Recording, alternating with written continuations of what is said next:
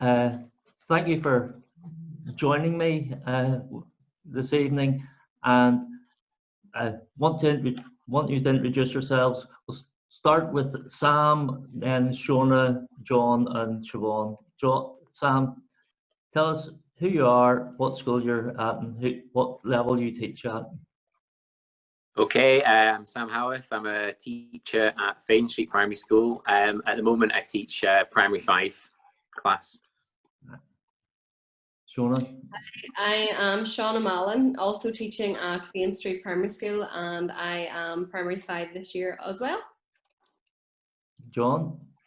I am John O'Boyle. I'm teaching at St Paul's Primary School, and I'm also Primary 5. Siobhan? And I'm Siobhan Scott from Tuchmona Primary School, and I teach P4. Okay. The Goliath Trust Learning Community for IT Teachers was set up about the spring of 2019, and Siobhan and John were two of the first volunteers to say yes, they would. We were volunteered. We got put on a hot spot. We were volunteered. But we're very good at coming forward and helping to set up that learning community. Siobhan, could you tell us, what you've done so far in that group? Oh, well, we just really wanted everybody to come together and it to be a very sort of collegial approach, really. And John and I were just merely organising the meetings and getting everybody together. You know, as a group now of 22 schools, we wanted to sort of see where everybody's skill set was at. To inform what we were going to do, and John, with his wonderful spreadsheets and questionnaire skills, we got going, and we really just framed what we were going to do at each of our meetings from the results of that and what everybody wanted. So that was really the driving force between sort of setting up then our sort of twice-a-term meetings we aimed for. And at those, people did, somebody led the session and showed what they were doing in their school, and did some training so that other people could get used with that, yeah? Yeah. Okay. So in February this year, did any of you know what remote learning was and distance learning? No. Learning was one of those, if you got a new TV, how do you work the new remote? That would have been it. not this. Not what we had to face in the end up. No. And as such, it was turned to the IT teachers to support remote learning. The learning community group had a WhatsApp group already set up. Suddenly, at the beginning of March, there were messages being posted right, left, and centre in that, with things like, what do we do? How do we do it? And some people came up with policy documents. And those were shared amongst the group, and I think very well received. What other sort of things came out of that WhatsApp group? So well, I think as you say, David, we did not know anything about remote learning. It wasn't something that we ever had a plan for, so we had to react and adapt very quickly to get something running. And the Goliath Trust WhatsApp group for us, although we didn't contribute to it all the time, it was something that we found invaluable. I mean, there was that scheme that was already up and running that we felt we knew these members, we were comfortable with them. We were able to ask questions, we were able to collaborate ideas and share resources and policies, as you say, which was invaluable for us at Fane Street, really. John, you did some Zoom training with some other teachers, didn't you? Yeah, and then I also facilitated a couple, so sort of areas that we were wanting to focus on. Maybe one of us worked on it, and then we did like a collaborative session, and it was recorded as well. And from the areas that we were maybe needing extra help with, there was quite a few, for example, Seesaw ambassadors, including myself, and we have training on it and put it on our YouTube channel. That was all set up since. And as well as the technical aspect and technical support for ourselves and our colleagues back at school, even the likes of when we were making resources for our own classes, that was shared. So for the likes, like as good practice and sharing resources as well as everything else was really useful as well. Siobhan, you any other things? Yeah, and then what we were able to do, you know, everybody was happy, you know, then for us just to forward it on to the relevant teachers within our own school. And, you know, I was sort of finding that, you know, something would come in and I would forward it on to, you know, to our school sort of WhatsApp. So really what the hub was set up to, you know, it was naturally doing its job, and we were just disseminating, you know, good practice across loads of teachers. And I know that I was just very thankful for the support and the sharing that went on. You know, it was really heartwarming. Yes. There were other issues that I noticed came up from time to time, like nobody had thought of resetting passwords for children and staff whenever you're out of school. And can you talk us through how that was resolved, Siobhan? I can't remember who solved that one, but somebody came up with the answer, and that was, I know that when those queries came through from my own staff, I was like, happy days, I know the answer to this one. Yeah. Because as an IT coordinator, we're not technicians, and well, I'm certainly not, and I don't always know the answers to those questions. Sam, what about pupils who couldn't access things online, or anything you did there? Yeah, so for us, I mean, I'm the newcomer coordinator at our school. So when this happened, sort of straight away, I sort of realised that lots and lots of our children just don't have access to the internet at home. So as well as access to a device like an iPad or a tablet or whatever, they also need a internet connection to be able to go online and do these things. So lots and lots of our pupils do have that, but then there's a good number of pupils who just don't have access to that at home. They don't have a home broadband connection. I think there's an assumption these days that everybody's got Wi-Fi at home, but that's not the case at all. Some of the children were maybe using, you know, they might have a parent might have our phone, and that's sort of shared between the whole lot of them. Yeah. And then obviously it's expensive for that parent to then have the children using all the data on their phones. They don't want to be doing that. So yeah, I made some sort of some emails, some phone calls, things like that. I managed to get Tesco donated phones for us that had credit on them, so £50 on them, and I think they had 8 gig of data on them as well. So that lasted the children for I think it was enough to last them for a few months. So they would have had that through the summer break as well.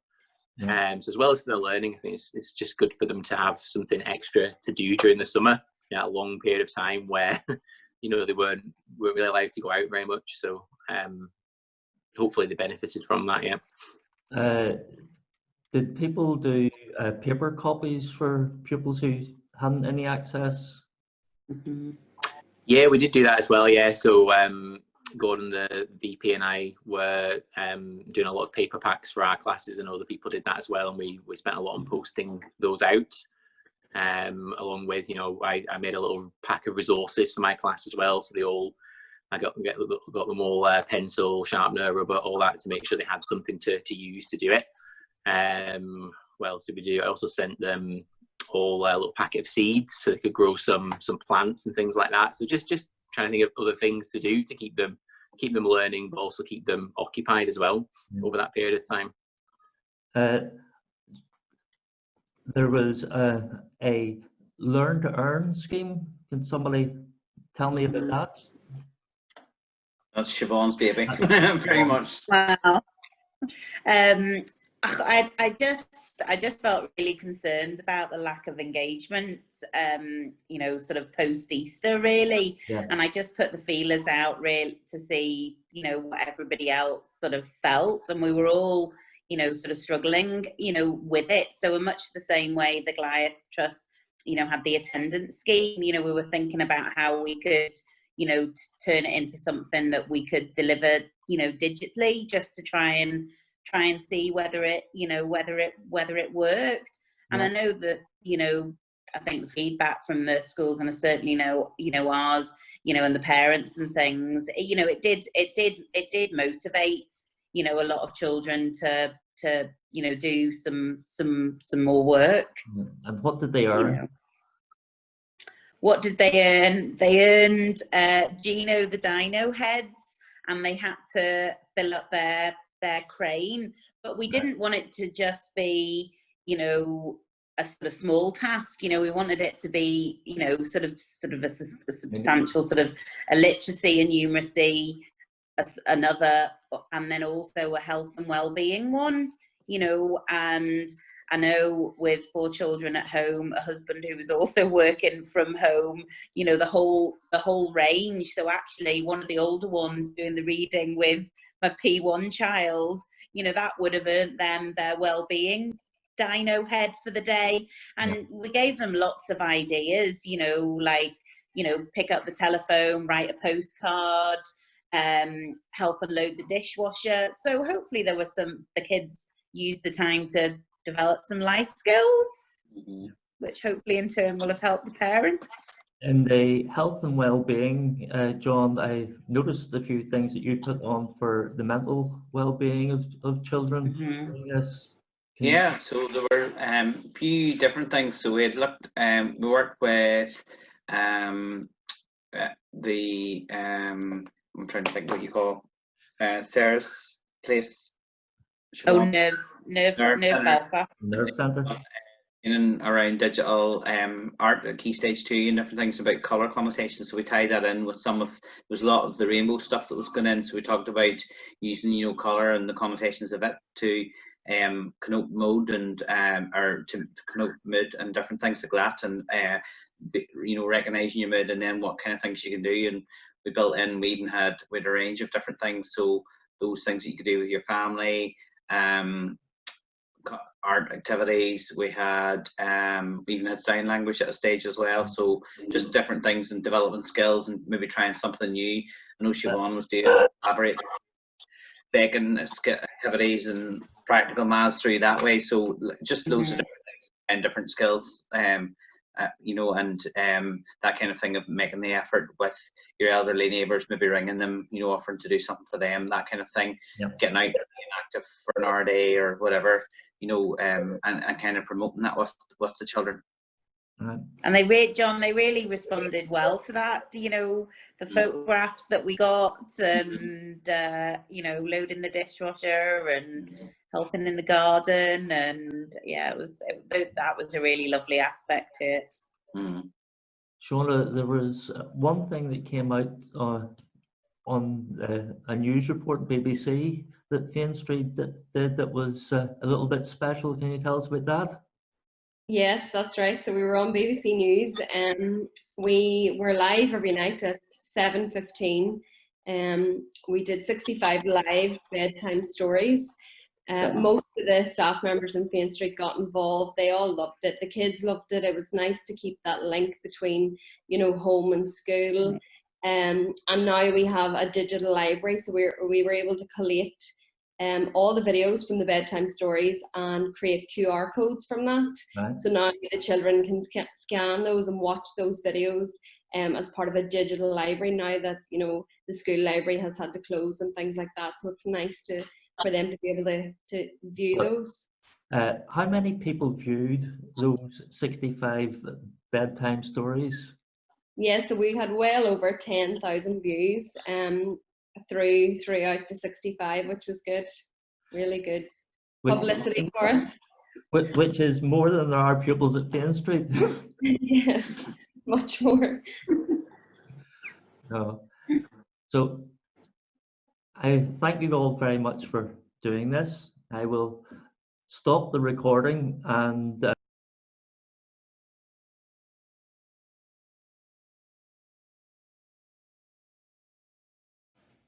Hi everyone, welcome to tonight's episode of Plain Street Primary School's Bedtime Stories.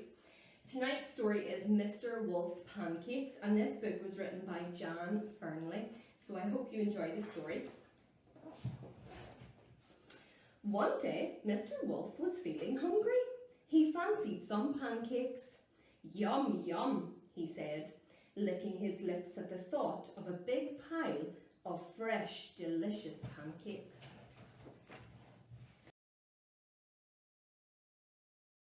Mr. Wolf gobbled them up, snippety snappity. That was the end of his unhelpful neighbours. And then, with his bulging tummy not quite full, Mr. Wolf sat down to eat his pile of pancakes, and he did it all by himself. Well, there was nobody else around. Guys, that's the end of our story tonight. Thank you for tuning in. And I just want to say a quick thank you to my lovely Primary 4 class who've been sending me their lovely pictures in of their heroes. So thank you so much for that. Thanks for tuning in, and make sure you tune in tomorrow night. Mr. Chimes will be reading you a bedtime story. Night night.